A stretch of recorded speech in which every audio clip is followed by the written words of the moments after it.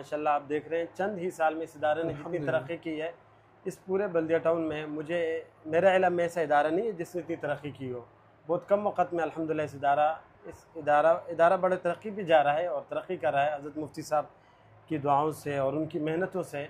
आपके इल्म में है कि इस इदारे को चलाने वाले हज़रत शेखुल हदीस मुफ्ती नूर मोहम्मद साहब। तो ये माशाल्लाह आपका एक तो ये है कि निज़ाम भी बहुत अच्छा है, लेकिन इस निज़ाम को जो आपने बनाया है उसके लिए क्या ऐसे आपने इक़दाम उठाए कि इतनी बेहतरीन तालीम यहाँ पर होती है? उसकी हज़रत मुफ्ती साहब का शुरू से विज़न ये रहा है कि काम थोड़ा हो, जितना भी हो, मज़बूत काम हो और अच्छा हो और एक मेयारी काम हो।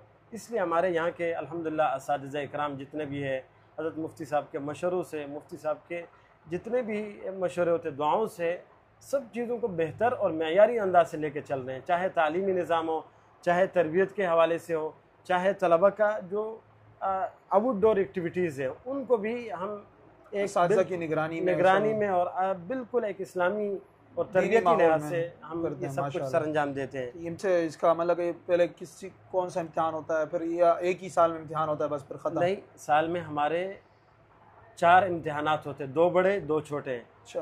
2 माही इम्तिहान सबसे पहले होता है जब दाखिला हो जाए और साल शुरू हो जाए, तो उसके बाद 2 माह के बाद एक इम्तिहान होता है जिसको 2 माही इम्तिहान कहा जाता है। ठीक है। उसमें ये छोटा 1 या 2 दिन का ये इम्तिहान होता है ताकि और इसके लिए 3 दिन दिए जाते हैं तलबों को रिवाइज करने के लिए, याद करने के लिए, ताकि जो कुछ तहरीरी होता है। तहरीरी नहीं, तहरीरी होता है। तहरीरी होता है। 1-2 दिन में सारे पर्चे होते हैं, 5-6 पर्चे होते हैं।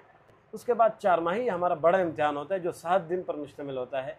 और उसके बाद 6 माही 6 महीने बाद एक छोटा फिर इम्तिहान होता है और आखिर में सालाना इम्तिहान होता है। ये हमारे इम्तिहान का नज़्म व ज़ब्त है।